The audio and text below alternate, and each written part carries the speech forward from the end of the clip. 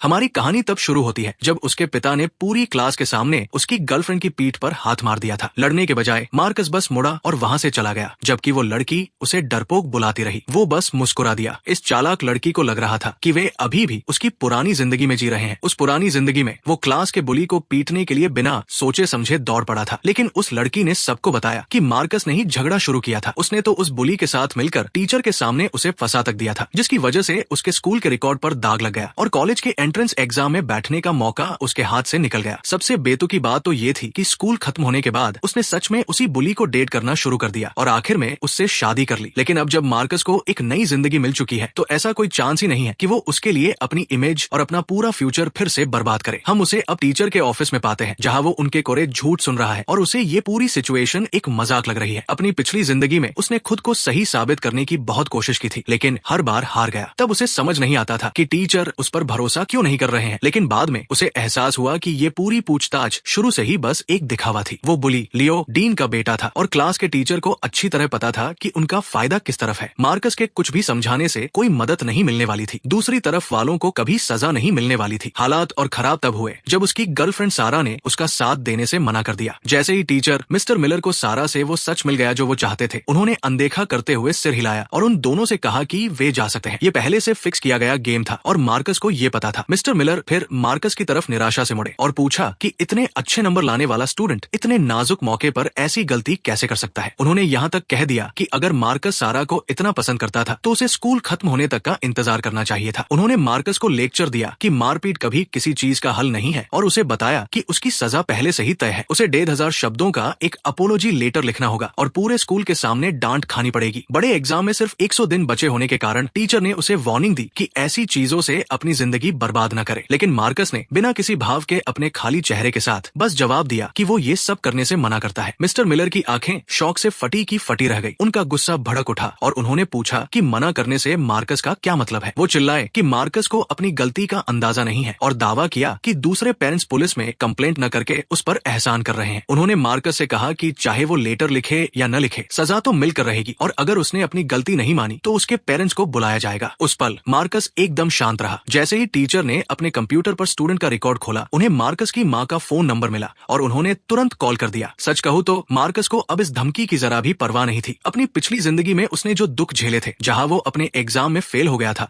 और सच में अपने पेरेंट्स को निराश किया था, उसके सामने ये कुछ भी नहीं था। उसने खुद से कहा कि इस बार कोई भी उसका रास्ता नहीं रोकेगा। वो उस चीज के लिए माफी नहीं मांगने वाला था जो उसने की ही नहीं। उसने टीचर की आंखों में देखा और कहा कि वो गलत नहीं है और अंदर ही अंदर टीचर को भी अच्छी तरह पता है कि सच क्या है। उसने उनसे कहा कि जो सजा देनी है दे दो। फिर वो मुड़ा और सीधे ऑफिस से बाहर निकल गया, जो जाहिर है कि काफी हिम्मत वाला कदम था। क्या मजाक है, एक ऐसा आदमी जो पहले ही पूरी जिंदगी जी चुका है, वो एक हाई स्कूल के टीचर से डरने वाला नहीं था। जब से वो अपने आखिरी साल में फिर से वापस आया था, उसने कसम खाई थी कि वो फिर कभी किसी झूठ के आगे सिर नहीं झुकाएगा। उसे अपनी पिछली हार का दर्द याद था और वो अपनी हर एक कामयाबी वापस लेने के लिए पूरी तरह तैयार था। जब वो क्लास में लौटा तो वहाँ सब बहुत जोश में थे। उसके खास दोस्त सजा सुनने के लिए उसके आसपास जमा हो गए और मार्कस ने आराम से उन्हें बताया कि स्कूल चाहता है कि वो सबके सामने माफी मांगे। उसने उन्हें बताया कि उसने टीचर से साफ कह दिया है कि वो एक शब्द भी नहीं लिखेगा। वो बैठ गया और अपनी किताबें निकाल ली, अपनी स्टडी पर ध्यान लगाने के लिए तैयार। उसके दोस्त जेक ने उसकी इस बगावत से खुश होकर उसे थम्स अप दिया और पूछा कि टीचर का अगला मूव क्या है। मार्कस ने पूरी बेपरवाही से जवाब दिया कि टीचर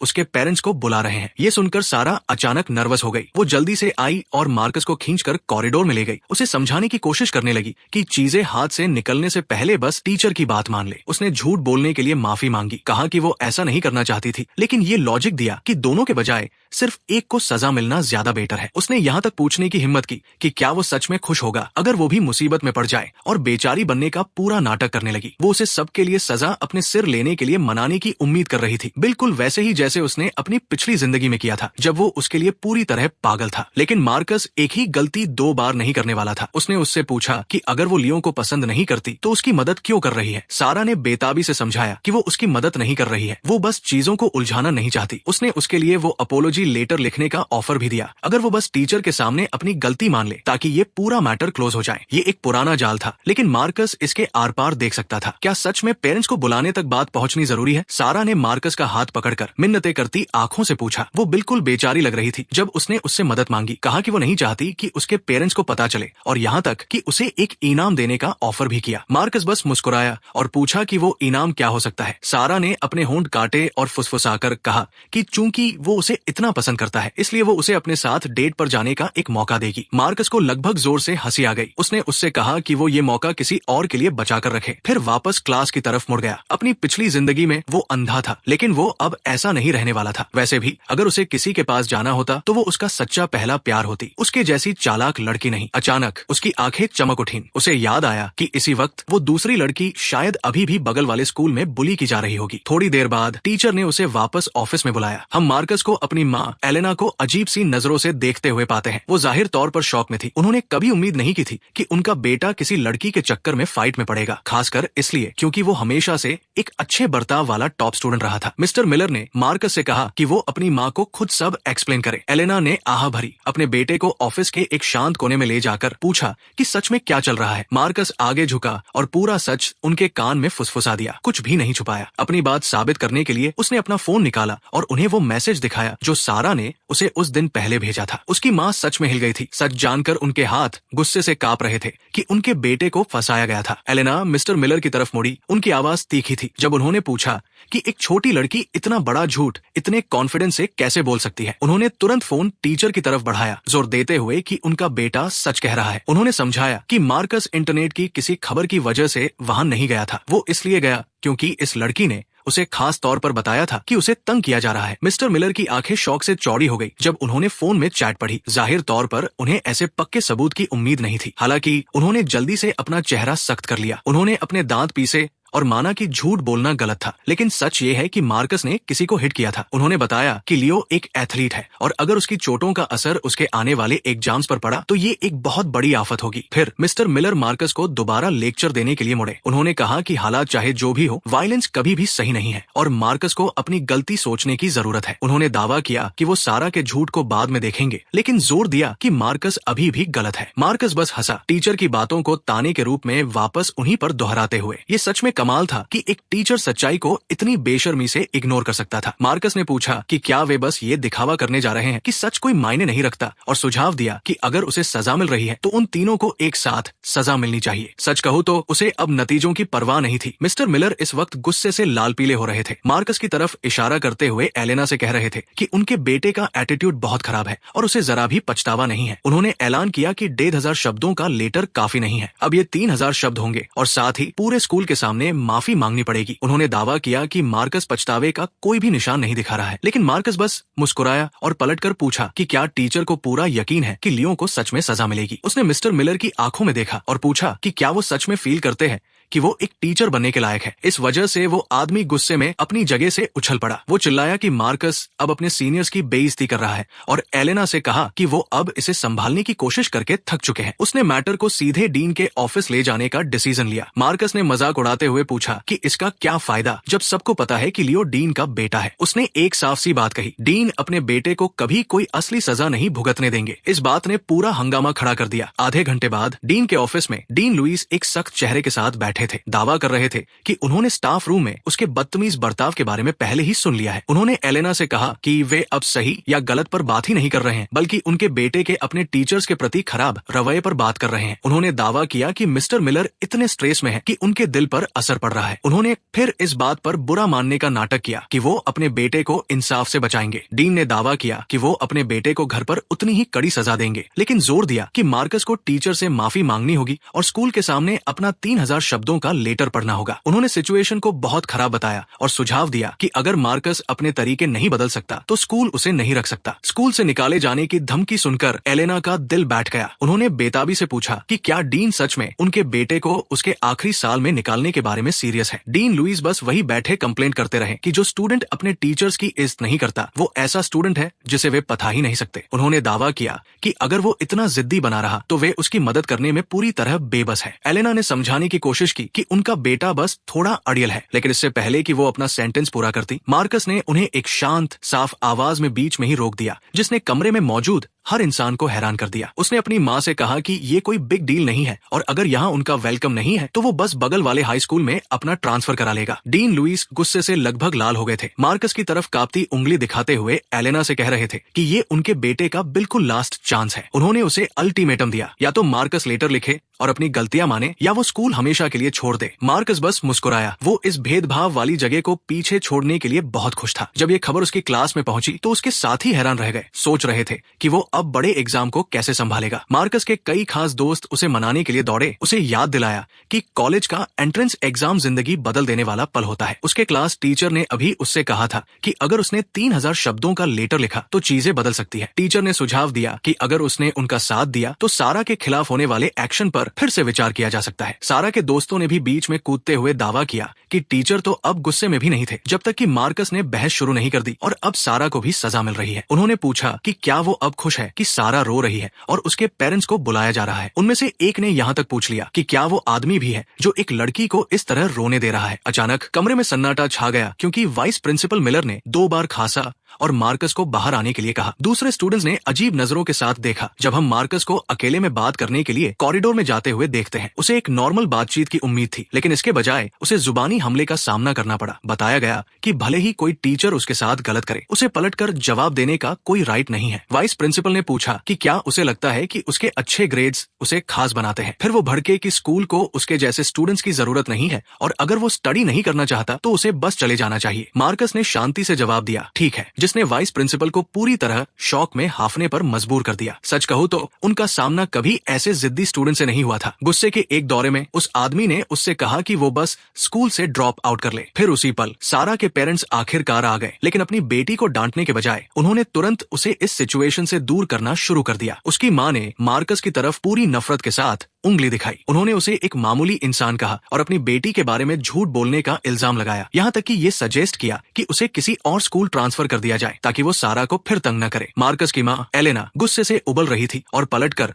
जवाब देने के लिए तैयार थी, लेकिन मार्कस ने एक चौंकाने वाले ऐलान के साथ उन्हें रोक दिया। उसने अपनी माँ से कहा कि वो ड्रॉप आउट कर रहा है और उसके चले जाने के बाद ही उसके ग्रेड्स और अच्छे होंगे। पास ही फिजिक्स की टीचर मिसेस गेबल ने आह भरी, बताया कि उन्होंने उसे अगले महीने के फिजिक्स कंपटीशन के लिए भेजने का सोचा था। ये एक बहुत बड़ी अपॉर्चुनिटी थी। उन्होंने समझाया कि अच्छे नंबर उसे उसके कॉलेज के एंट्रेंस एग्जाम में एक्स्ट्रा पॉइंट दिला सकते हैं, लेकिन चूंकि हर क्लास से सिर्फ एक ही स्पॉट था, इसलिए ये किसी और को देना पड़ेगा। सारा की माँ ने थोड़ी हिम्मत दिखाते हुए पूछा कि क्या सारा वो स्पॉट ले सकती है। मिसेस गेबल ने एक अजीब सी स्माइल दी और कहा कि सारा के फिजिक्स के ग्रेड्स खैर बस ठीक ठाक ही है। 2 दिन बाद मार्कस अपने स्कूल छोड़ने वाले पेपर्स लेकर अपने क्लास के टीचर के ऑफिस में गया। मिस्टर मिलर अपनी ही जिंदगी बर्बाद करने के लिए उसे ताना मारे बिना नहीं रह सके। टीचर ने दावा किया कि उन्होंने ऐसा स्टूडेंट कभी नहीं देखा, खासकर इसलिए क्योंकि वो मार्कस को केमिस्ट्री कंपटीशन के लिए भी साइन अप करने का सोच रहे थे। मार्कस ने उनकी तरफ बेपरवाही से देखा और कहा कि अगर टीचर अब माफी मांग ले तो वो रुकने के बारे में सोच सकता है। उसने यहाँ तक कह दिया कि अगर वो अवार्ड जीत गया तो टीचर उस पर अपना नाम डाल सकते हैं। मिस्टर मिलर का चेहरा काला पड़ गया क्योंकि उन्होंने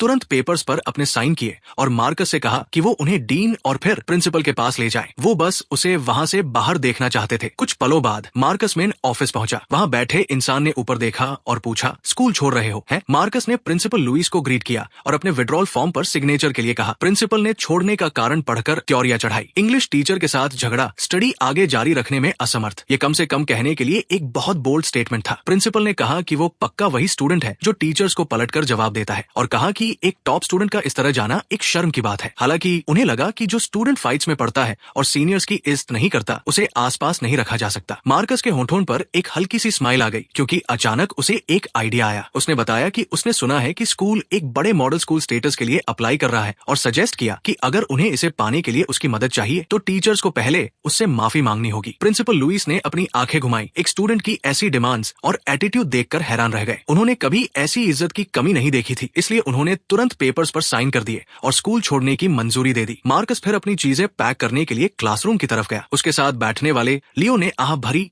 और दुख जताया कि उसकी लाइफ अब खत्म हो गई है, क्योंकि अब उसके पास किसी का होमवर्क कॉपी करने के लिए नहीं होगा। मार्कस हंसा और उससे कहा कि उसे सच में एक बार खुद पढ़ने की कोशिश करनी चाहिए। लियो ने बस मजाक किया कि वो पहले ही बहुत पढ़ चुका है। हमें पता चला कि अपनी पिछली लाइफ में लियो मार्कस के चंद सच्चे दोस्तों में से एक था। वे मार्कस के एग्जाम्स में फेल होने के बाद एक ही यूनिवर्सिटी में पहुंचे थे। असल में लियो ने ही उसे आखिरकार सारा के धोखों के बारे में सच बताया था। हमें पता चला कि सारा और वो एथलीट रयान एक दूसरे को डेट करने लगे और ग्रेजुएशन के कुछ ही समय बाद अपनी शादी अनाउंस कर दी। मार्कस इकलौता बेवकूफ था जो उसे अटेंड करने गया था, एक ऐसी मेमोरी जो अब बहुत हंसाने वाली लगती है। इस बीच लियो ने सारा की तरफ देखा और फुसफुसाया कि उसकी माँ क्लास में सबको बता रही है कि मार्कस पर एक नजर रखें ताकि वो उनकी बेटी को फिर तंग न करे। मार्कस बस हंसा, कहा कि इससे कोई फर्क नहीं पड़ता क्योंकि वो जा रहा है। जब फाइनल बेल बजी, मार्कस ने स्कूल को हमेशा के लिए गुड बाय कहने के लिए अपनी चीजें पैक करना शुरू कर दिया। जैसे ही वो दरवाजे पर पहुंचा, सारा ने उसे हिचकिचाते हुए पुकारा, दावा करते हुए कि उसका इरादा उसे चोट पहुंचाने का कभी नहीं था। वो ऐसी लग रही थी जैसे अब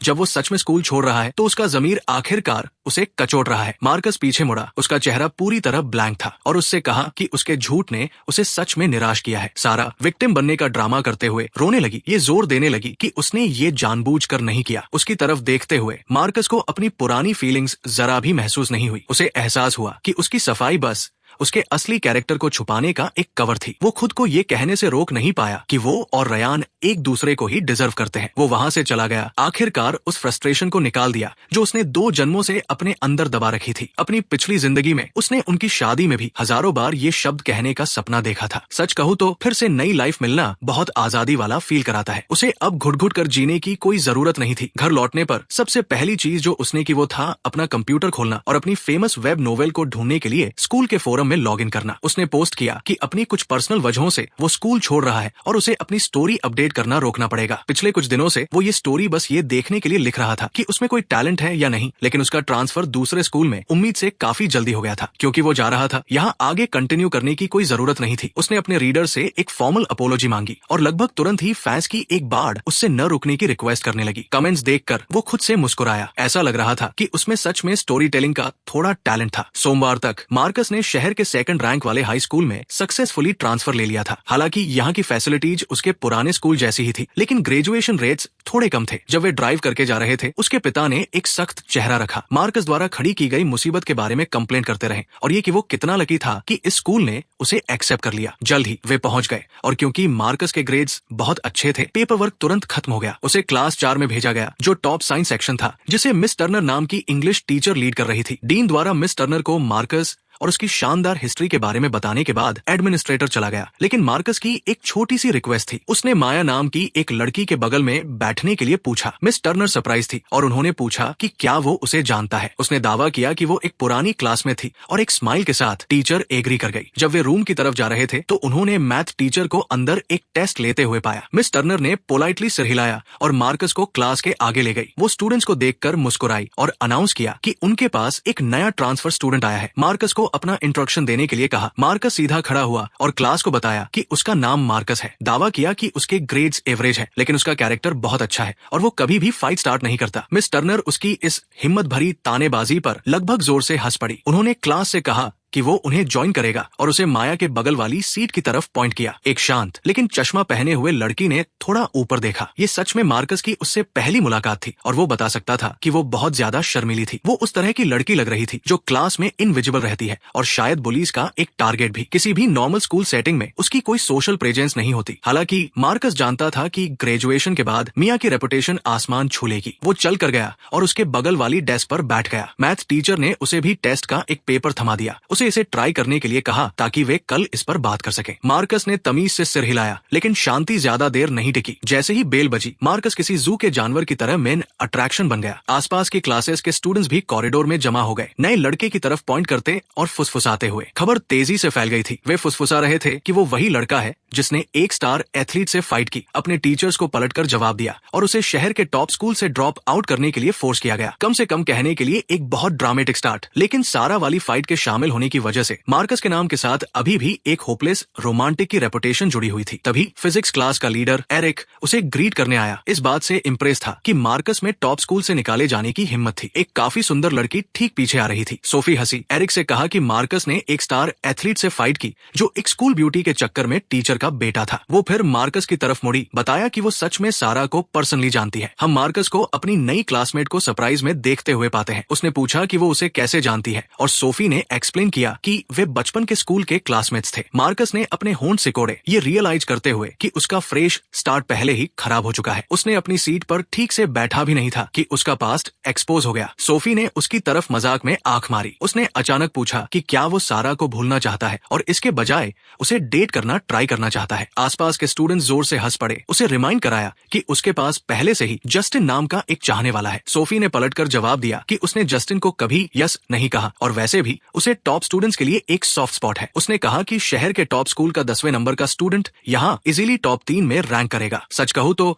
उसे वो काफी मजेदार लगा, ये क्लेम करते हुए कि उसके ग्रेड्स एवरेज है और वो अपनी हिस्ट्री के बावजूद कभी नहीं लड़ा। सोफी उसे एक उम्मीद भरी नजर के साथ देखती रही। उसने यहाँ तक सजेस्ट किया कि वो उसके पीछे आ सकती है क्योंकि वो बिल्कुल उसका टाइप है। सारा के उलट उसने दावा किया कि अगर कोई उसके लिए फाइट करता तो वो इमोशनल होकर रोने लगती। मार्कस ने सोफी को ध्यान से देखा। स्कूल के हिसाब से वो पक्का एक ब्यूटी थी जो टाइम के साथ और भी ज्यादा स्टनिंग होती जाएगी। कुछ सालों में वो पक्का किसी भी कॉलेज कैंपस की शान होगी। हालांकि एक ठंडी आवाज अचानक हवा में गूंजी। मार्कस को बस एक मामूली इंसान कहा जो एक ऐसी लड़की के लिए स्कूल से निकाल दिया गया जो उसे लाइक भी नहीं करती थी। ये एक हार्श, बेकार का कमेंट था। जस्टिन ने मार्कस को एक वार्निंग लुक दिया। उससे कहा कि सोफी से दूर रहे इससे पहले कि वो अपने दोस्तों के साथ बास्केटबॉल खेलने के लिए बाहर निकले। अपनी पिछली जिंदगी में मार्कस इस टिपिकल टफ गाय वाले बर्ताव से डर गया होता, लेकिन अब ऐसी अकड़ देखकर बस बहुत बेतुकी और मजेदार लग रही थी। सच कहूँ तो हाई स्कूल के वो कूल बॉयज ग्रेजुएशन के बाद यूजुअली काफी नॉर्मल बन जाते हैं। मार्कस को थ्रेड्स की परवाह नहीं थी। उसका फोकस पहले ही अपनी शांत, प्यारी और फ्यूचर बिलियनर सीटमेट मिया की तरफ वापस जा रहा था। उसने इस पूरे ड्रामे को पूरी तरह इग्नोर करने का डिसाइड किया। डेस्क पर अपना सिर टिकाते हुए वो माया की तरफ मुड़ा और झिझकते हुए पूछा कि क्या वो भी शायद जानती है कि वो कौन है। ये एक सिंपल क्वेश्चन था, लेकिन ऐसा लगा जैसे इसने उसे चौंका दिया। माया एक पल के लिए जम गई इससे पहले कि वो स्लोली अपना सिर ना हिलाए। मार्कस मुस्कुराया, सजेस्ट किया कि वे एक प्रॉपर इंट्रोडक्शन के साथ फ्रेश स्टार्ट करें। माया ने नए आए स्टूडेंट को नर्वसली देखा। उसकी आंखें डोर की तरफ जा रही थी जहां से जस्टिन अभी एग्जिट हुआ था। उसने चुपचाप पूछा कि क्या उसे फाइट करना आता है। जब मार्कस ने क्लेम किया कि वो नहीं जानता और रूमर्स रॉन्ग थी तो उसने उससे कहा कि वो बचकर रहे। जब उसने पूछा क्यों तो मिया ने एडमिट किया कि वो वरीड थी क्योंकि जस्टिन पक्का उसके साथ फाइट पिक करने की ट्राई करेगा। मार्कस समझ गया कि उसका मतलब उस बॉय से था जिसने अभी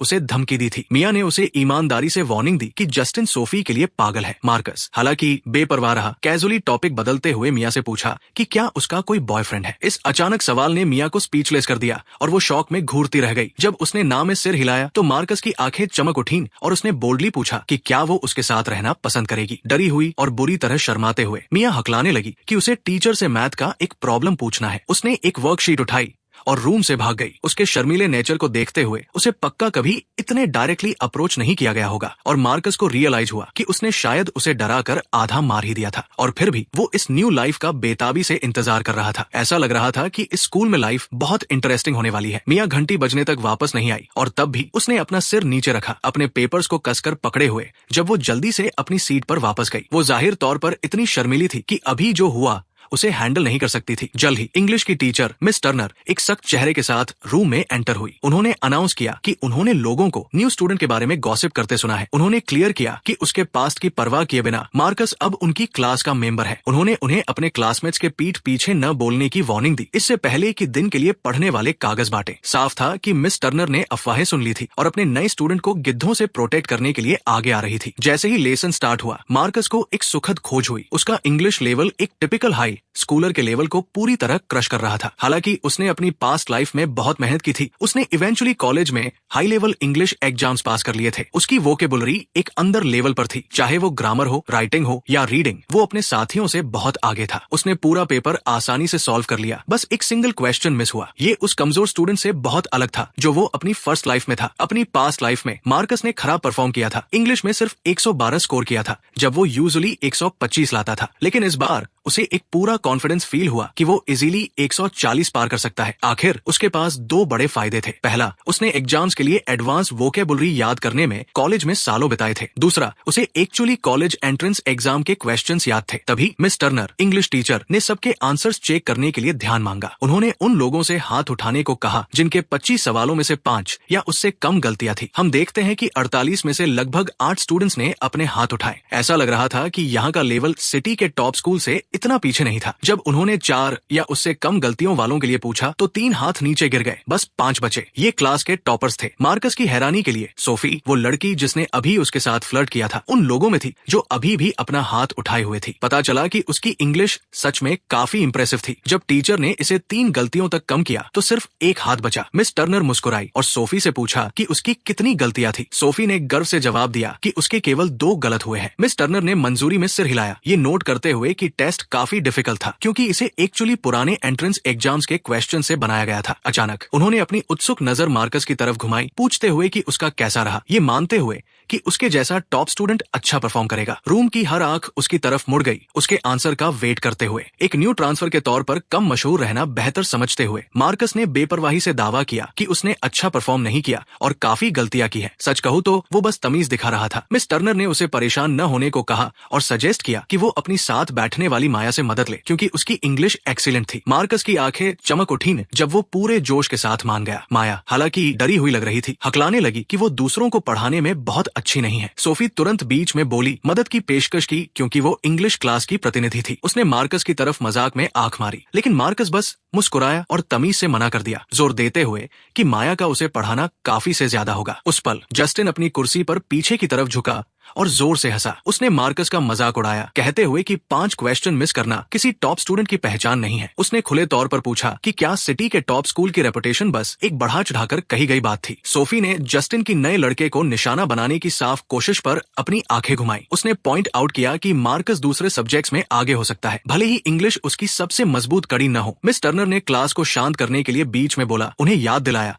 कि उनका स्कूल भी किसी भी दूसरे स्कूल जितना ही काबिल है। उन्होंने फिर आने वाले इंग्लिश स्पीकिंग कॉम्पिटिशन के बारे में बताया जिसके लिए क्लास से 3 जगह खाली थी। ये खास मुकाबला पूरे इलाके में था और इसमें शब्दों के ज्ञान की जरूरत थी जो आम स्कूल के स्तर से बहुत ऊपर था। ये सच में लगन वाले स्टूडेंट्स के लिए एक चैलेंज था। विनर्स के लिए सर्टिफिकेट्स और नकद इनाम भी थे और स्कूल के लिए जो इज्जत मिलेगी वो तो अलग ही थी। ये सुनकर मार्कस ने दिलचस्पी महसूस की। उसने तुरंत अपना हाथ उठाया और ऐलान किया कि वो नाम लिखवाना चाहता है। जस्टिन एक और ताना मारने से खुद को रोक नहीं पाया, पूछते हुए कि जो अपने ही क्लास के साथियों को नहीं हरा सकता वो पूरे इलाके के साथ मुकाबला करने की उम्मीद कैसे करता है। उसने दलील दी कि मार्कस को जगह देना नाइंसाफी होगी। मार्कस बस मुस्कुराया, जस्टिन से पूछते हुए कि उसे इतना निशाना क्यों महसूस हो रहा है। जस्टिन और अड़ गया, दावा करते हुए कि वो बस चाहता है कि बेस्ट स्टूडेंट स्कूल की पहचान बने। मिस टर्नर ने फैसला किया कि वे पहले देखेंगे कि कितने लोग नाम लिखवाते हैं। अगर 3 से ज्यादा हुए तो वे फैसला करने के लिए एक छोटा सा टेस्ट रखेंगे। जैसे ही पढ़ाई खत्म हुई, मिस टर्नर मार्कस की डेस्क पर आई। वो उसका असली लेवल समझने के लिए उसकी कॉपी खुद देखना चाहती थी ताकि वो उसे बेहतर बनाने में मदद कर सके। ये एक प्यारी बात थी, हालांकि इस मामले में शायद इसकी जरूरत नहीं थी। मार्कस ने इसे कॉन्फिडेंस के साथ थमा दिया, उन्हें बताते हुए कि पक्का करें कि उसे स्पीकिंग कंपटीशन के लिए चुना जाए क्योंकि वो बहुत मजबूत है। मिस टर्नर ने एक ऐसी मुस्कान दी जिसका कोई मतलब नहीं था, लेकिन जैसे ही उन्होंने उसके कागज पर नजर डाली वो पूरी तरह हैरानी में जम गई। पूरा काम बिल्कुल सही था सिवाय एक सवाल के। उन्होंने उलझन में उसकी तरफ देखा, पूछते हुए कि उसने क्यों कहा कि उसने खराब किया जब उसका सिर्फ एक गलत था। क्लास में सन्नाटा छा गया क्योंकि सब मार्कस को हैरानी से घूर रहे थे। मार्कस ने पूरी सच्चाई के साथ आह भरी, समझाया कि उसके लिए एक भी सवाल गलत होना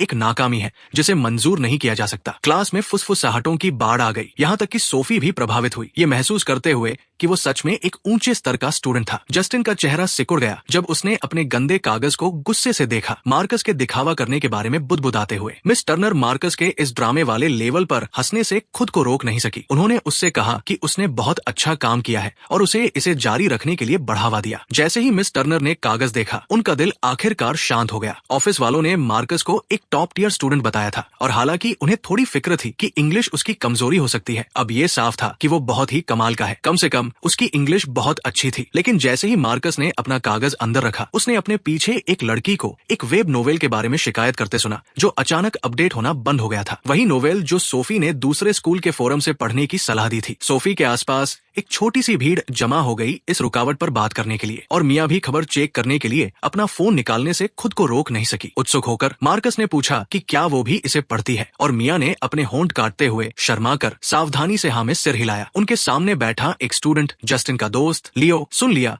और नए आए स्टूडेंट की तरफ मुड़ा। उसने मार्कस से पूछा कि शहर के टॉप स्कूल से आने के नाते क्या वो शायद जानता है कि वो रहस्यमयी ऑथर कौन था। मार्कस को सच में हैरानी हुई कि हर कोई इसे पढ़ रहा था। माया ने फुसफुसाकर बताया कि उनके टीचर मिस्टर मिलर ने ही सच में कुछ दिनों पहले क्लास से इसकी पहचान कराई थी। एक लेक्चर के दौरान लियो ने समझाया कि टीचर ने शहर के स्कूल के फोरम पर एक खास तौर पर मजेदार कहानी का जिक्र किया था, और इसे चेक करने के बाद पूरी क्लास को इसकी लत लग गई। ऐसा लग रहा था कि मार्कस का पुराना स्कूल छुपे हुए हुनरों से भरा था। अब सब समझ में आ गया। रीडर्स में अचानक आई ये बाढ़ एक टीचर की सलाह की वजह से थी। मार्कस मन ही मन मुस्कुराया, सोचा कि उसे अगली क्लास के दौरान मिस्टर मिलर की राय लेनी चाहिए। अगर ये काफी अच्छा हुआ तो वो इसे प्रोफेशनली पब्लिश करवाने की कोशिश भी कर सकता है। अचानक सोफी ने जोर से आवाज दी, पूछा कि क्या मार्कस ऑथर को पर्सनली जानता है। कमरे की हर आंख उस पर टिक गई, ये मानते हुए कि उसके जैसा टॉप 10 स्टूडेंट पक्का खबर में होगा। मार्कस बस मुस्कुराया और कहा कि हाँ, वो उसे जानता है। क्लास में उत्साह फैल गया और स्टूडेंट दावा करने लगे कि कहानी इतनी अच्छी है कि इस पर टीवी शो बन सकता है। मार्कस ने इसे शांत रखा, उनसे कहा कि ये इतनी बड़ी बात नहीं है, लेकिन वादा किया कि वो ऑथर से पूछेगा कि अपडेट कब फिर से शुरू होंगे। चाहने वालों की इस भीड़ का सामना करते हुए उसने पहली बार एक ऑथर होने का असली जादू महसूस किया। उसने अपनी शांत अमीर साथ बैठने वाली माया की तरफ देखा, जो उसे एक उत्सुक बच्चे की तरह देख रही थी, और वादा किया कि उन्हें वो जवाब दिलाएगा जो वे चाहते थे। खबर मिलते ही भीड़ आखिरकार सुकून की सांस लेकर बिखर गई। ठीक तभी जब घंटी बजी। अगली पढ़ाई चीनी भाषा की थी और टीचर मिस्टर मिलर कमरे में आते ही तुरंत पूछने लगे कि नया स्टूडेंट कहाँ है। मार्कस ने अपना हाथ उठाया और मिस्टर मिलर ने सिर हिलाया, ये बताते हुए कि उन्हें ऊंचे नंबरों में मार्कस का नाम याद है। हालांकि उन्होंने इशारा किया कि चीनी भाषा उसका सबसे कमजोर सब्जेक्ट लग रहा था। मार्कस ने माना कि पुराने जमाने की लिखावट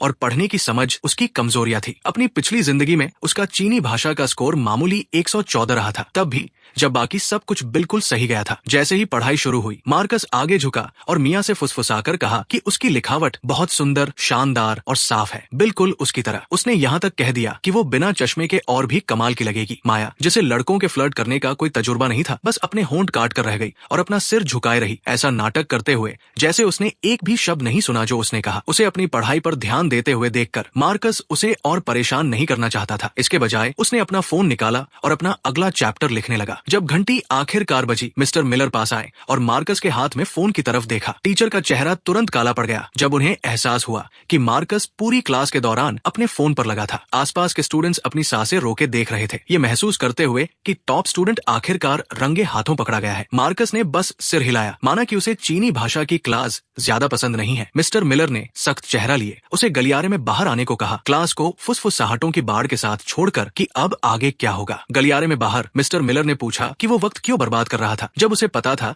कि चीनी भाषा उसका कमजोर सब्जेक्ट है। मार्कस मुस्कुराया और मान लिया कि ये सच में कोई कमजोरी नहीं है। वो बस क्लास के दौरान अपना खुद का नोवेल लिखने की परमिशन चाहता था। उलझन में मिस्टर मिलर ने पूछा कि उसका क्या मतलब है। मार्कस ने अपना फोन थमा दिया और जैसे ही टीचर ने स्क्रीन की तरफ देखा, वो जम गए। उन्होंने लिखे हुए को तुरंत पहचान लिया। ये उस कहानी का अगला हिस्सा था जिसे वो पढ़ रहे थे। मिस्टर मिलर वहाँ पूरी तरह हैरानी में खड़े रह गए, ये महसूस करते हुए कि जो अकाउंट खुला था वो सच में ऑथर का ही था। उन्होंने एक तेज सांस ली, पूरी तरह हैरान रह गए कि जिस स्टूडेंट को वो डांटने वाले थे वो वही राइटर था जिसकी वो तारीफ करते थे। उनका सख्त चेहरा सच्ची तारीफ के भाव में पिघल गया। आखिरकार वो खुद भी कहानी का बहुत मजा ले रहे थे, वरना वो इसे क्लास के साथ शेयर नहीं करते। मिस्टर मिलर हंसे, ये बताते हुए कि हालांकि राइटिंग कमाल की है, मार्कस को अभी भी अपनी पढ़ाई में शामिल होना होगा। कॉलेज के एंट्रेंस एग्जाम नजरअंदाज करने के लिए बहुत अहम थे, लेकिन मार्कस ने जल्दी से समझाया कि उसकी चीनी भाषा की खूबियां सच में काफी मजबूत है। उसने 140 से ऊपर स्कोर करने का वादा किया। टीचर से गुजारिश की कि वे भरोसा रखें कि वो अपने फ्यूचर के साथ खिलवाड़ नहीं करेगा। मिस्टर मिलर ने त्योरियां चढ़ाई, प्रस्ताव पर गौर किया और फैसला किया कि जब तक मार्कस आने वाले 4 स्कूलों के साझा एग्जाम में पहला नंबर नहीं ला सकता, वो इसकी परमिशन नहीं दे सकते। उन्होंने साफ किया कि उनका मतलब चीनी भाषा में पहले नंबर से था, न कि कुल मिलाकर, जो कि एक बहुत बड़ी चुनौती थी। मार्कस ने सौदे पर मानने से पहले एक पल भी नहीं सोचा। अगर उसने स्कूल में चीनी भाषा के लिए सबसे ऊंचा मुकाम हासिल कर लिया तो उसे क्लास के दौरान लिखने की परमिशन मिल जाएगी। मिस्टर मिलर ने पूछा कि क्या वो सच में कॉन्फिडेंट है, और मार्कस बस मुस्कुराया। अपनी कामयाबी के बारे में पूरी तरह यकीन था। हमें ध्यान देना चाहिए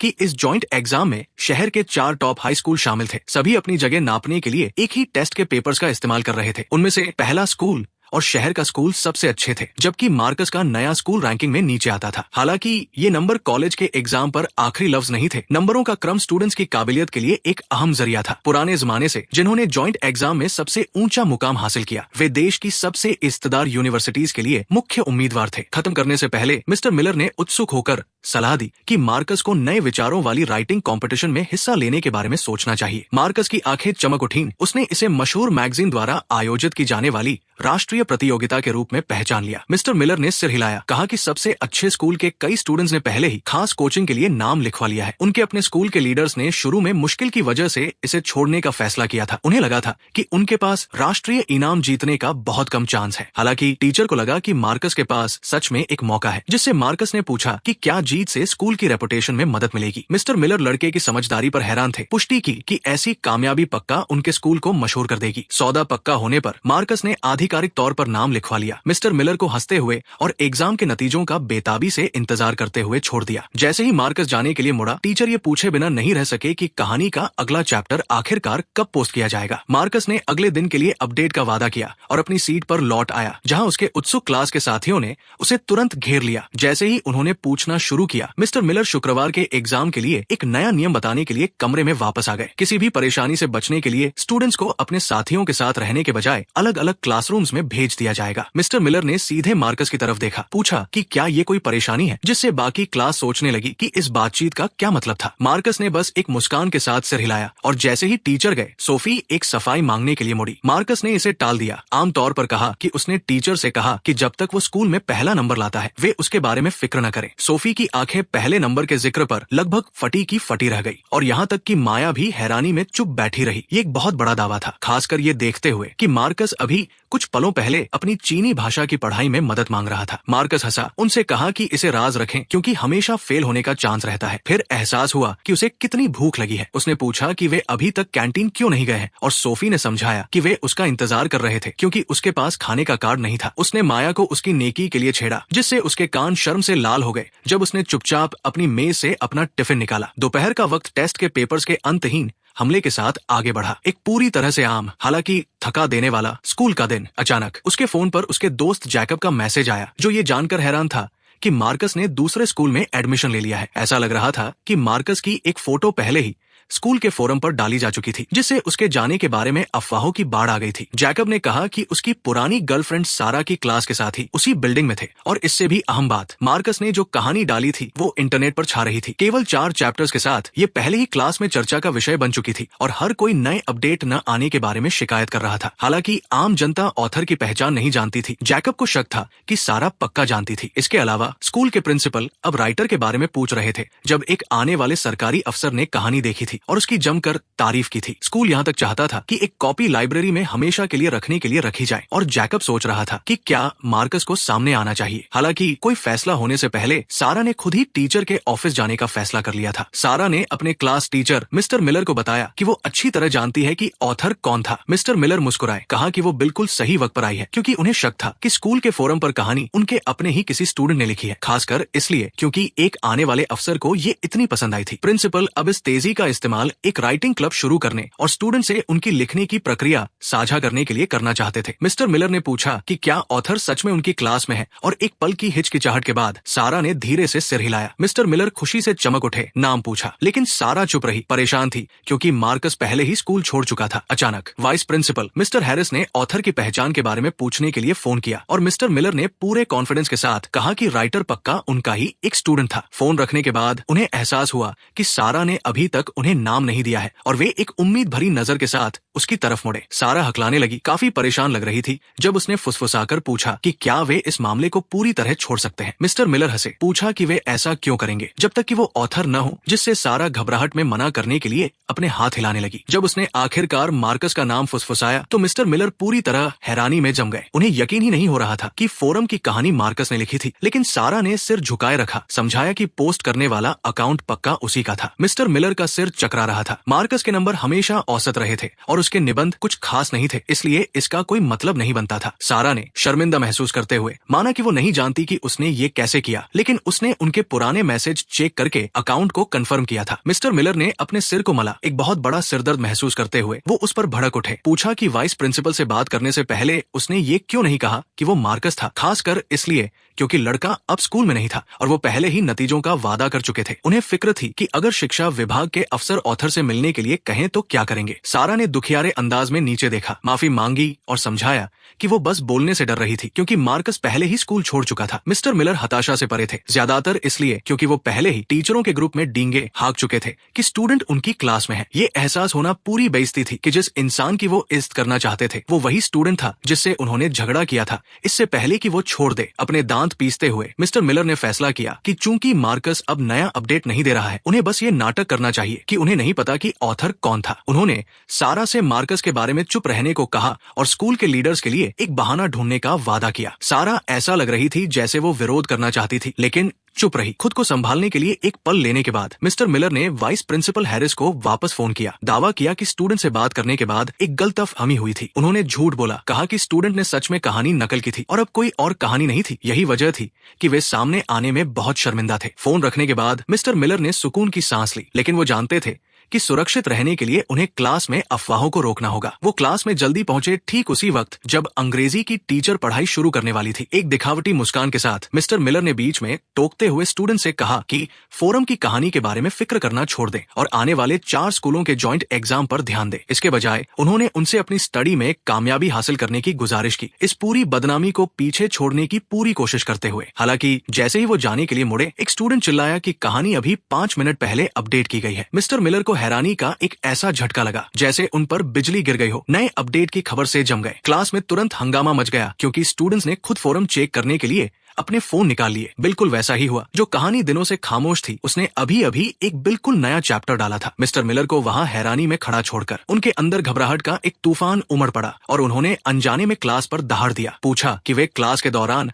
अपने फोन पर क्यों लगे थे। उन्होंने उन सबको क्लास के बाद अपने सारे फोन जमा करने का हुक्म दिया। स्टूडेंट्स को डरा हुआ और उलझन में छोड़कर उनके अचानक गुस्से से जैसे ही मिस्टर मिलर गए, स्टूडेंट ठंडे पसीने में फुसफुसाने लगे। सोच रहे थे कि उनके टीचर अचानक इतने गुस्से में क्यों आ गए। सोफी हालांकि सच का शक कर रही थी। उसने सारा के परेशान चेहरे की तरफ देखा और तुरंत मार्कस को एक गुप्त मैसेज भेजा। उसने उसे अभी जो कुछ हुआ था सब बता दिया। इस बीच अपने ऑफिस में वापस मिस्टर मिलर निराशा में अपना सिर मल रहे थे। सोच रहे थे कि उस नकल की हुई कहानी को कैसे संभालें जिसे उन्होंने अभी खारिज किया था और वो अचानक जिंदा हो गई थी। अगर उन्होंने माना कि मार्कस ऑथर था तो वो अपने ही झूठ को कबूल कर रहे होंगे। फिर भी अगर स्कूल के लीडर लड़के से मिलने पर अड़े रहे तो वो फंस जाएंगे। अचानक एक विचार के आने पर मिस्टर मिलर ने फोन उठाया और नतीजों को संभालने के लिए डीन मिस्टर लुइस को फोन किया। उन्होंने दावा करने का फैसला किया कि असल में वो ही शुरू से कहानी लिख रहे थे, लेकिन मिस्टर लुइस मान नहीं रहे थे। इशारा किया कि नकल के बारे में उनके पिछले झूठ की वजह से इस नए अपडेट को समझाना नामुमकिन था। मिस्टर मिलर से कहा गया कि वो अब खुद ही इसे संभाले। अपने दांत पीसते हुए मिस्टर मिलर ने धमकी दी कि वो राज खोल देंगे कि डीन के अपने बेटे ने मार्कस को स्कूल से निकालने के लिए साजिश रची थी, जिससे फोन के दूसरे छोर पर ठंडी खामोशी छा गई। मिस्टर लुइस ने उनकी आवाज ठंडी होते हुए आखिरकार पूछा कि वो क्या चाहते हैं। मिस्टर मिलर ने सलाह दी कि वे मार्कस के अकाउंट को पूरी तरह से मिटाने के लिए फोरम के एडमिन से बात करें। दावा किया कि ये स्टूडेंट्स की पढ़ाई से ध्यान भटका रहा था। इस बीच दूसरे स्कूल में स्टूडेंट्स पहले से ही उत्साह से भरे थे क्योंकि उन्होंने ध्यान दिया था कि कहानी वापस आ गई है। फोन हर जगह निकाले जा रहे थे क्योंकि नया अपडेट तेजी से फैल रहा था और जेक नाम का एक स्टूडेंट मार्कस के पास दौड़कर आया। पूछा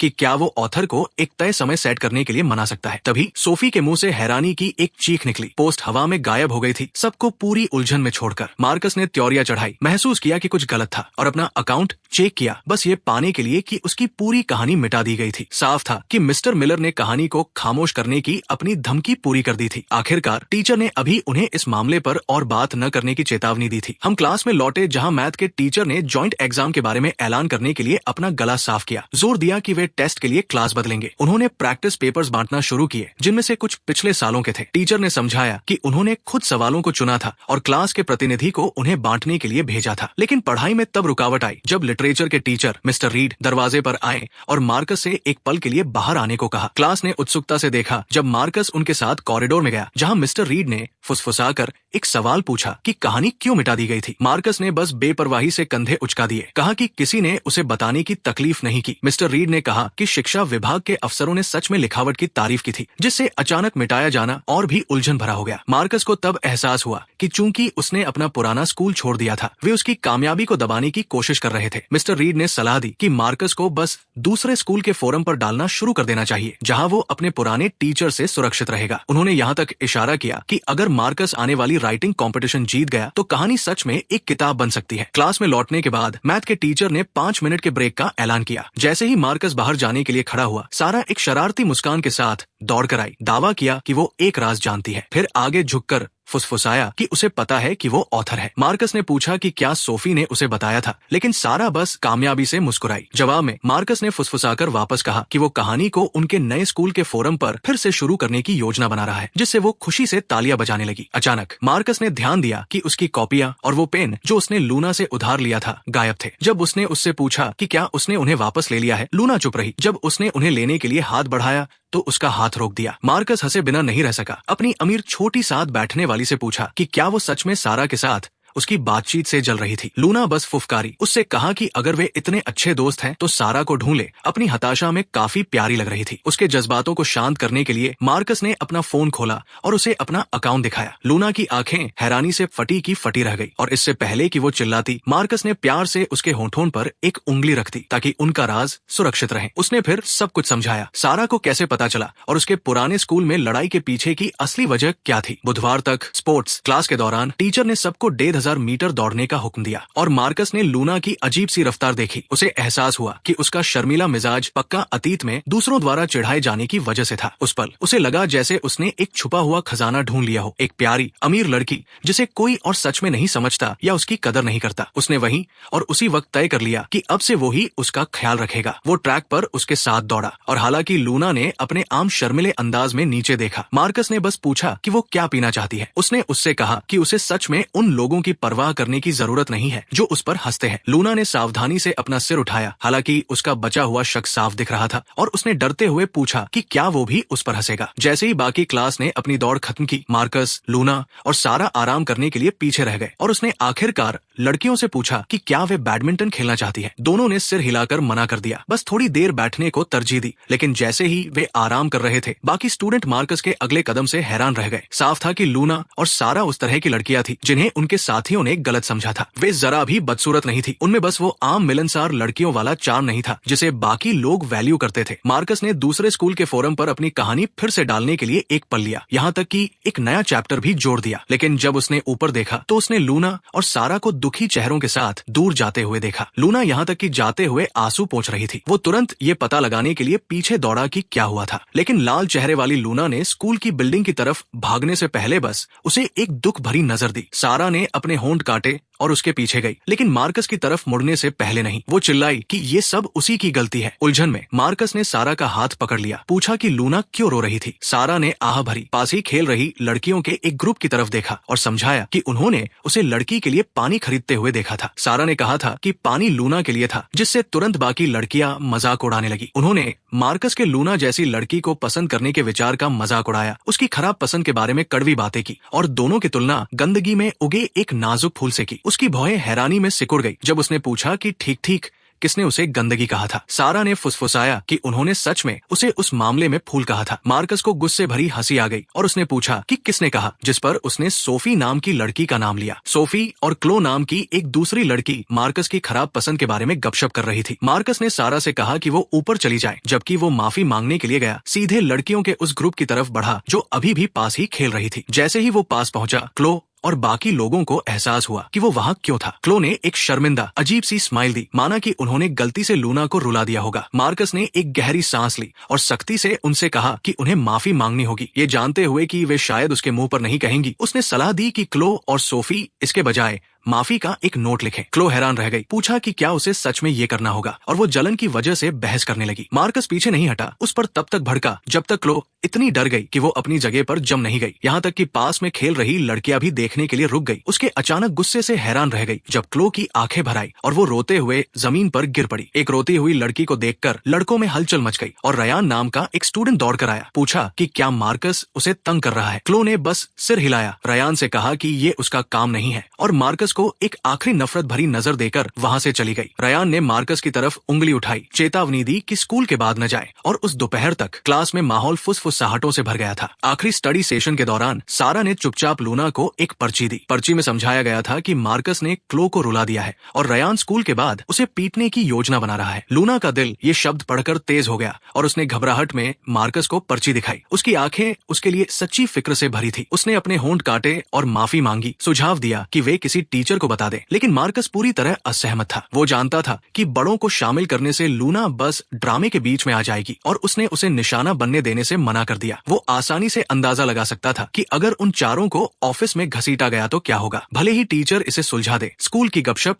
और खराब हो जाएगी। ये सब एक बार पहले झेलने के बाद वो जानता था कि अफवाहें एक इंसान की रूह को तोड़ सकती है। वो पक्का लूना जैसी नाजुक लड़की को उस तरह की जांच के सामने नहीं डालने वाला था। लूना ने उसकी तरफ डर और दुख के मिले जुले भाव से देखा। इससे पहले कि अपनी कलम उठाए और कागज के एक टुकड़े पर कुछ शब्द लिखकर उसे वापस थमाए, उसने खुद क्लो से माफी मांगने की पेशकश की, इस उम्मीद में कि इससे रयान और उसके दोस्त पीछे हट जाएंगे और मार्कस को अकेला छोड़ देंगे। मार्कस के चेहरे पर एक छोटी सी समझदार मुस्कान आ गई और उसने एक पर्ची वापस दी। मजाक में अपनी अमीर साथ बैठने वाली से कुछ पैसे उधार मांगे ताकि वो कुछ बैकअप मदद किराए पर ले सके। उसके पूरे अविश्वास के लिए उसे 2 मिनट बाद एक पैसों का मैसेज मिला जो उसकी उम्मीद से कहीं ज्यादा बड़ा था। स्क्रीन पर जो रकम थी वो चौंका देने वाली थी, 286,000। मार्कस पूरी तरह हैरान रह गया। उसे जरा भी अंदाजा नहीं था कि उसकी साथ बैठने वाली सच में एक अमीर लड़की थी। उसने पूछा कि क्या ये काफी है, और लूना ने बस पूछा कि क्या उसे अपनी माँ से और चाहिए। उसे हैरानी में हंसते हुए छोड़कर ये उसकी उम्मीद से कहीं ज्यादा था। मार्कस ने जल्दी से अपने फोन में कांटेक्ट देखे, तय किया कि उसका सबसे अच्छा दाव माइक को मैसेज भेजना था। उसने माइक को बताया कि कोई स्कूल के गेट के बाहर उसे पीटने की योजना बना रहा है और उससे कहा कि कुछ बैकअप सामने वाले गेट पर लाएं। उसने सिर्फ आने के लिए हर इंसान को 300 की पेशकश की, और अगर बात हाथापाई तक पहुंची तो 500 और। माइक हैरान रह गया, पूछा कि क्या दूसरे स्कूल के स्टूडेंट सच में इतने सख्त थे। मार्कस ने बिना सोचे 30,000 पहले ही भेज दिए। माइक को सोचने पर मजबूर कर दिया कि क्या वो पूरी फौज किराए पर लेने की योजना बना रहा था। इंतजाम पक्का होने के बाद मार्कस ने रयान की तरफ देखा जो पहले से ही उसकी तरफ घूर रहा था। जब आखिरी घंटी बजी तो पूरी क्लास जैसे कमरे के पीछे की तरफ मुड़ गई। यहाँ तक कि सोफी, क्लास की प्रतिनिधि, भी परेशान चेहरे के साथ पास आए बिना नहीं रह सकी। उसने उसे किनारे ले जाकर फुसफुसाया कि वो अंदर ही रहे क्योंकि रयान का एक ग्रुप गेट के बाहर उसका इंतजार कर रहा है। सोफी ने फिक्र में अपना सिर हिलाया, माफी मांगी और समझाया कि उसने क्लो को समझाने की कोशिश की थी, लेकिन लड़की मुसीबत खड़ी करने पर अड़ी थी। उसने सुझाव दिया कि मार्कस को बस माफी मांग लेनी चाहिए। उसने उसे याद दिलाया कि अतीत में इससे कम पर भी लोगों को बुरी तरह पीटा गया है। मार्कस बस हंसा, पूछा कि क्या वो सच में उसके लिए परेशान है। उसने उससे कहा कि शाम की पढ़ाई के दौरान लूना से माफी मांगने पर ध्यान दे। फिर मुड़ा और एक शांत बेपरवाह भरोसे के साथ क्लास से बाहर निकल गया। ये देखकर कि वो उसे रोक नहीं सकती, सोफी लूना की तरफ मुड़ी और उससे बीच में आने की भीख मांगी। उसने लूना से मिन्नत की कि मार्कस से कहे कि सामने वाले गेट से बाहर न जाए, डर था कि उसे चोट लगने वाली है। सोफी मेज के पास बैठ गई, उसकी आवाज कांप रही थी जब उसने मदद मांगी, लेकिन लूना ने बस अपना सिर हिला दिया। लूना ने उसे एक स्थिर नजर से देखा और कहा कि वो उस पर भरोसा करती है। सोफी जोश में आ गई, दलील दी कि भरोसा भीड़ के सामने जंग नहीं जीत सकता। उसने माना कि उसे गपशप नहीं करनी चाहिए थी और वो बस जलन की वजह से ऐसा कर रही थी, लेकिन वो सच में नहीं चाहती थी कि मार्कस को चोट लगे। उसने लूना से उसे कुछ अक्ल सिखाने की भीख मांगी क्योंकि वे इतने करीब थे। लूना एक पल के लिए हिचकिचाई, फिर से अपना सिर हिलाने से पहले धीरे से कहा कि मार्कस ने अपनी खुद की तैयारी कर ली है। सोफी घबराई हुई और गुस्से में थी, इधर उधर टहल रही थी और सोच रही थी कि वे आगे क्या करें। उसने अपने दांत पीसे स्थिति की रिपोर्ट करने के लिए टीचर के ऑफिस की तरफ दौड़ने को तैयार हुई, लेकिन लूना ने अचानक हिम्मत दिखाई और उसे रोक दिया। उसने जोर देकर कहा कि वे टीचर के पास नहीं जा सकते। उस पल में आमतौर पर शर्मीली लूना सच में गंभीर लग रही थी। आमतौर पर वो ऐसे संकट को संभालना नहीं जानती, लेकिन उसे मार्कस पर भरोसा करने की गहरी जरूरत महसूस हुई। वो जानती थी कि अगर टीचर शामिल हुए तो उसे बचाने की मार्कस की सारी कोशिशें बेकार हो जाएंगी। सोफी घबरा गई, पूछा कि क्या उसका दिमाग खराब हो गया है और क्या वो चाहती है कि मार्कस को स्कूल से निकाल दिया जाए। लूना ने एक गहरी सांस ली और शांति से दोहराया कि उन्हें उस पर भरोसा करना होगा और टीचर को इससे दूर रखना होगा। सोफी उसे मुंह फाड़े देखती रह गई। उसे लगा जैसे वो कोई सपना देख रही हो। इस बीच स्कूल के गेट के पास क्लास के साथियों का एक ग्रुप पहले से ही जमा था। आने वाली लड़ाई के बारे में फुसफुसा रहा था। एक स्टूडेंट जो अक्सर रयान के साथ घूमता था ने मार्कस से पूछा कि क्या वो सच में बाहर जा रहा है। मार्कस बस मुस्कुराया और पूछा कि रयान कहाँ है। जाहिर तौर पर लड़का होमवर्क के बारे में पूछने के लिए टीचर के ऑफिस गया था, जिसे मार्कस ने काफी मजेदार पाया। ये एक बहाना बनाने का चालाकी भरा तरीका था और लियो नाम के एक स्टूडेंट ने हंसते हुए रयान की तेज अक्ल की तारीफ की। लियो ने सुझाव दिया कि मार्कस को बस अपना सिर झुकाकर माफी मांग लेनी चाहिए ताकि तनाव खत्म हो जाए। यहाँ तक कि बीच बचाव करने की पेशकश भी की। मार्कस ने हालांकि बस अपना हाथ जेब में रखा और कुछ नहीं कहा। वो बाहर निकलने के रास्ते की तरफ चलता रहा, जहाँ सड़क के किनारे कई स्कूटर और मोटरसाइकिलें खड़ी थी। 7 या 8 लड़के जो इलाके के गुंडे लग रहे थे आसपास खड़े सिगरेट पी रहे थे। लियो ने मार्कस की पीठ थपथपाई, एक मुस्कान के साथ उसे शुभकामनाएं दी और जल्दी से वहाँ से निकल गया। जैसे ही लियो गया, सिगरेट पीने वालों ने अपना ध्यान मार्कस की तरफ लगाया। वे एक समझदार हंसी हंसे और पीले रंगे बालों वाला एक लड़का आगे बढ़ा। उसने मार्कस को पुकारा, उससे पास आने को कहा, जिससे बाकी जाने वाले स्टूडेंट डर के मारे बिखर गए। पीले बालों वाले नौजवान ने सिगरेट का धुआं छोड़ा और मार्कस के कंधे पर अपना हाथ रखा। पूछा कि क्या वो नया स्टूडेंट है। मार्कस ने एक भौं उठाई, उन्हें ऊपर से नीचे तक देखा और महसूस किया कि वे बस इलाके के आवारा लड़के थे। वे उससे ज्यादा बड़े नहीं थे, हालांकि वे डरावने दिखने की कोशिश कर रहे थे। उन्हें अपने टूटे फूटे स्कूटरों पर गुंडों का नाटक करते हुए देखकर मार्कस को सच्ची हंसी आ गई। उसने पूछा कि क्या रयान ने उन्हें बुलाया था। पीले बालों वाले लड़के ने बस अपना सिर हिलाया और मार्कस से कहा कि उन्हें कोने के आसपास थोड़ी बात करनी है। सच कहूँ तो कोई भी आम स्कूल का स्टूडेंट उनके रूप, धुआं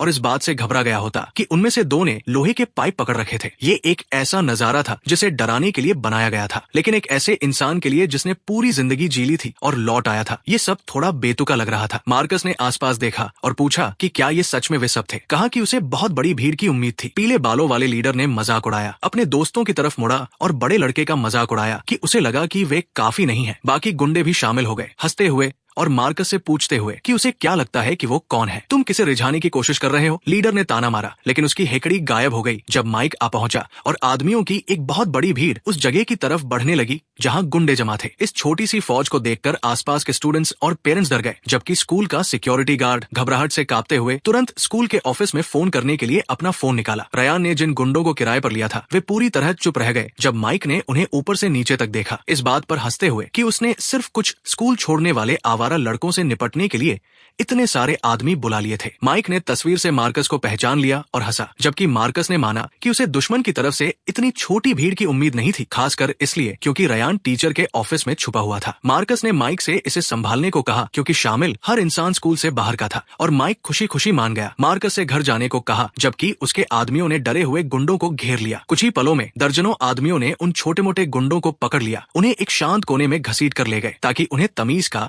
एक बहुत जरूरी सबक सिखा सके। स्कूल में एक स्टूडेंट को एक रहस्यमयी ग्रुप द्वारा घसीट कर ले जाने के बारे में अफवाहें तुरंत फैलने लगी। डीन मिस्टर मिलर दौड़कर बाहर आए, बस भीड़ को कोने के आसपास गायब होते देखने के लिए, और उन्होंने घबराहट में सिक्योरिटी गार्ड से पूछा कि क्या उनके किसी स्टूडेंट को चोट लगी है। गार्ड ने अपना सिर हिलाया, कहा कि शामिल स्टूडेंट महफूज बाहर निकल गया लगता है, जिससे मिस्टर मिलर ने सुकून की सांस ली, इससे पहले कि सभी टीचर्स को मैसेज भेजे। उन्होंने टीचर्स के ग्रुप चैट में स्कूल के बाहर हुई लड़ाई के बारे में एक जरूरी अलर्ट भेजा। हर क्लास के टीचर को ये चेक करने का हुक्म दिया कि उनका कोई स्टूडेंट गायब या घायल तो नहीं है। जब शाम की पढ़ाई शुरू हुई तो क्लास 4 में एक तस्वीर को लेकर खलबली मची हुई थी, जिसे किसी ने मार्कस को पीले बालों वाले गुंडे द्वारा धमकाए जाने के वक्त खींचा था। स्टूडेंट ये जानकर हैरान रह गए कि मार्कस पूरी तरह काबू में था। उसने सचमुच बड़ों की एक फौज बुला ली थी अपना साथ देने के लिए। तुरंत रयान की पुरानी रेपुटेशन को फीका कर दिया। सोफी ने आह भरी और रयान को एक पर्ची दी, जो इसे पढ़ने के बाद इतना गुस्सा हो गया कि उसने अपनी किताबें जोर से पटक दी। बस उसे डांट सुनने के लिए ऑफिस में बुलाया गया। जब रयान अपना अपोलॉजी लेटर लिखने में फंसा हुआ था, क्लास में किसी ने चिल्लाकर कहा कि उनके पुराने स्कूल का मशहूर वेब नोवेल पास के फोरम पर डाला गया है। क्लास की लड़कियां उत्साह से भर गई और क्लो हैरानी भरी आंखों से लूना की तरफ मुड़ी, उस ऑथर के बारे में फुसफुसाते हुए जो अभी उनके स्कूल में आया था। क्लो ने लूना के बगल वाली खाली सीट की तरफ देखा और जब लूना ने बस हाँ में सिर हिलाया, क्लो के मुंह से मार्कस का नाम निकल गया, जिससे पूरा कमरा हैरानी में चिल्ला उठा। स्टूडेंट यकीन नहीं कर पा रहे थे कि टॉप स्टूडेंट एक मशहूर राइटर भी था और सोफी मुस्कुराई, लूना के साथ एक समझदार नजर साझा की। जैसे ही सच आखिरकार बैठ गया, अचानक सारा नाम की एक लड़की सोफी के पास दौड़कर आई। डर था कि मार्कस अपनी फौज उनके पीछे भेज सकता है, लेकिन सोफी ने उसे भरोसा दिलाया कि वो ऐसा नहीं करेगा। हालांकि माफी मांगना तो बनता ही था, सारा ने तुरंत माफी का खत लिखना शुरू कर दिया और पहली घंटी के बाद वो घबराहट में लूना के पास आई ताकि अपने कहे शब्दों के लिए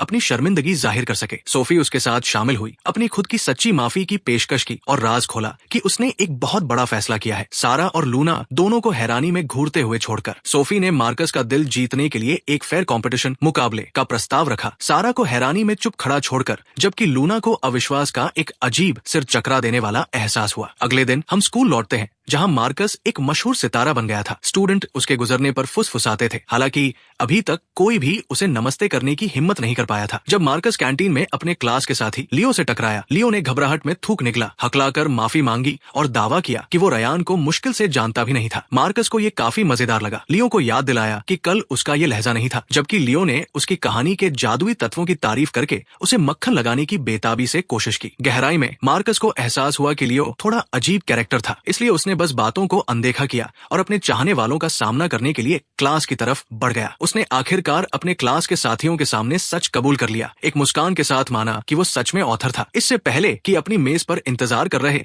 एक रहस्यमयी नाश्ते और दूध पर ध्यान दे। जब जैकब ने सुझाव दिया कि शायद अंग्रेजी क्लास की प्रतिनिधि ने इसे खरीदा है, लूना कमरे में लौटी और मार्कस ने एक मुस्कान के साथ मजाक में अपना नाश्ता उसके नाश्ते से बदल दिया। लूना उलझन में त्योरियां चढ़ाई, पूछा कि वो ऐसा क्यों कर रहा था, लेकिन मार्कस ने बस उससे कहा कि दूध बर्बाद न होने दे। उसने खुद दूध उसे थमा दिया और एक पल गहरे विचार के बाद लूना इस मजेदार नतीजे पर पहुंचे कि वो उसे पैसे वापस करने से बचने की कोशिश कर रहा था। मार्कस हंसा, उसे भरोसा दिलाया कि हालांकि वो कोई साधु नहीं है, वो उसे कभी धोखा नहीं देगा, अपना उधार सही टाइम पर चुकाने का प्रॉमिस करते हुए। लूना काफी परेशान लग रही थी, समझाया कि वो उसकी पूरी जमा पूंजी थी, इसलिए मार्कस ने समझौते के तौर पर महीने के उसके सारे खर्चे उठाने की पेशकश की। उसने जोर दिया कि वो उसका डिजिटल पेमेंट कार्ड इस्तेमाल करे। 1000 का मासिक पॉकेट मनी सेट किया, हालांकि उसने विरोध किया कि 600 काफी से ज्यादा था। उसने उससे कहा कि पैसे खर्च करना सीखना एक अहम हुनर है और उसके पैसे सेट करने के बाद लूना बस हैरानी में सिर हिला सकी। सुकून का पल तब टूटा जब क्लास की टीचर मिस मिलर ने मार्कस और रयान दोनों को कॉरिडोर में बुलाया, जबकि क्लास अपनी सांसें रोके देख रही थी। मार्कस ने पूरी तरह शांत चेहरा बनाए रखा, मजाक में टीचर को बताया कि कोई लड़ाई नहीं हुई और वो और रयान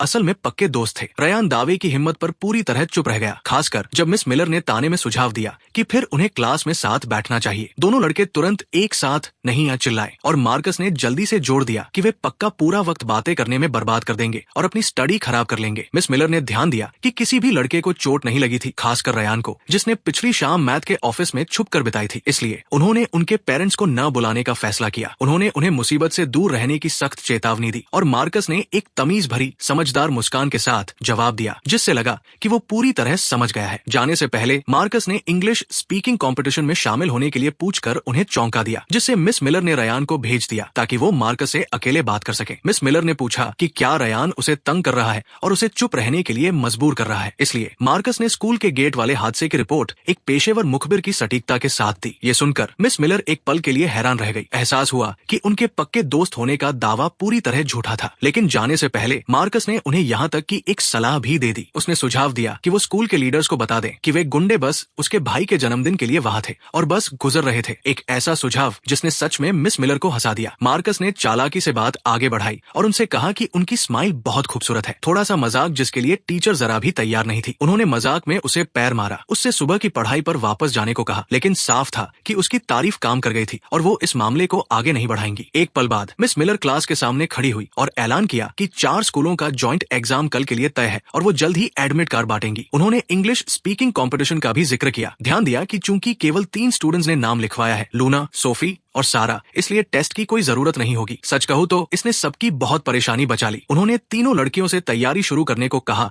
और क्लास को याद दिलाया कि हर ग्रुप को नए साल के जलसे के लिए कम से कम 2 परफॉर्मेंस की जरूरत है। इस बीच पहले स्कूल में माहौल उबाल पर पहुंच रहा था, क्योंकि अफवाहें फैल रही थी कि मशहूर नोवेल दूसरे स्कूल के फोरम पर फिर से आ गया है। स्टूडेंट फुसफुसा रहे थे कि एक ट्रांसफर स्टूडेंट ऑथर था, और चूंकि मार्कस हाल ही में स्कूल बदलने वाला अकेला सीनियर था, रिश्ता साफ लग रहा था। अचानक बातें तुरंत बंद हो गई, क्योंकि वाइस प्रिंसिपल मिलर पीछे वाले दरवाजे पर खड़े थे। उन्होंने पूरी बातचीत सुन ली थी। उन्होंने त्योरियां चढ़ाई, सफाई मांगी कि किसने कहानी को उनके फोरम से हटाकर दूसरे स्कूल के फोरम पर भेजा। स्टूडेंट्स को पूरी उलझन में एक दूसरे को घूरते हुए छोड़कर। जब कोई नहीं बोला, वाइस प्रिंसिपल मिलर का चेहरा काला पड़ गया। जब उन्होंने क्लास मॉनिटर को आगे आने के लिए बुलाया, मॉनिटर लियो एक कड़वी मुस्कान के साथ खड़ा हुआ, माना कि उसे जरा भी अंदाजा नहीं था कि ऑथर कौन था या ये बदलाव कैसे हुआ। वाइस प्रिंसिपल को शक था, पूछा कि ये कैसे मुमकिन है कि किसी को नहीं पता था, जब उसे बताया गया था कि ऑथर इसी क्लास का एक स्टूडेंट है। क्लास में इस राज के खुलने पर हंगामा मच गया। हर कोई सोच रहा था कि क्या वो सच में मार्कस था। जब वाइस प्रिंसिपल मिलर वहाँ काफी उलझन में खड़े थे, उन्होंने समझाया कि उनके क्लास टीचर मिस्टर सोंग ने दावा किया था कि उन्होंने स्टूडेंट को ढूंढ लिया है और उनके नंबरों को बचाने के लिए कहानी को रोक दिया है, लेकिन स्टूडेंट्स ने बस अपना सिर हिला दिया। तभी सोफी खड़ी हुई और उसने एक बम फोड़ दिया। उसने पुष्टि की कि वो मार्कस था, क्योंकि उसने स्कूल के एक अफसर को लिखावट की तारीफ करते सुना था, इससे पहले कि मिस्टर सोंग ने उसे चुप करा दिया। वाइस प्रिंसिपल मिलर का चेहरा सख्त हो गया जब उन्होंने उनसे अपनी स्टडी जारी रखने को कहा, इससे पहले कि ऑफिस से बाहर निकल जाए। उन्होंने काफी सुन लिया था और ऐसा लग रहा था कि एक खास टीचर को कुछ सफाई देनी होगी। जैसे ही वो गए, क्लास उत्साह से फट पड़ी। मार्कस के ऑथर होने की पुष्टि करने के लिए सोफी के आसपास जमा हो गई। ठीक उसी पल मिस्टर सोंग ऑफिस में पेपर समेट रहे थे जब वाइस प्रिंसिपल अंदर आ गए। बाकी टीचर्स ने हैरानी से ऊपर देखा जब एक जाहिर तौर पर हताश वाइस प्रिंसिपल मिलर दरवाजे पर खड़े हुए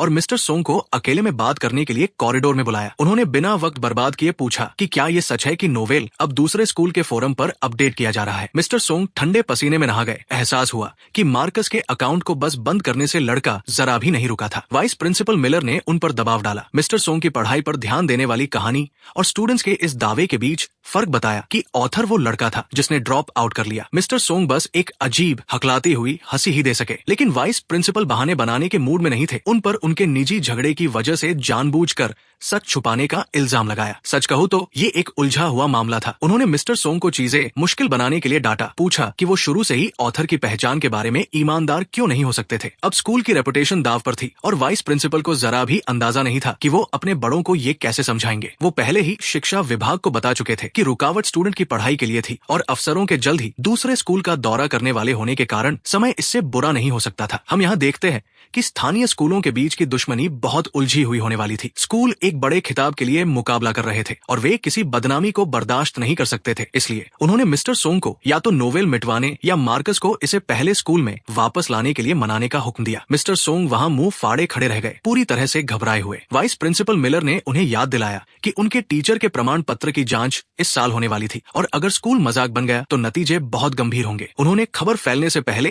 एक जल्दी हल निकालने की मांग की। उन्होंने सुझाव दिया कि शुरू से ही ऑथर को बाहर का इंसान बताना बेहतर होता। मिस्टर सोंग को अपने दांत पीसने और वादा करने के लिए छोड़कर कि वो स्कूल की नाक नहीं कटने देंगे। ये एक बहुत बड़ा काम था, ये देखते हुए कि मार्कस के साथ चीजें कैसे खत्म हुई थी।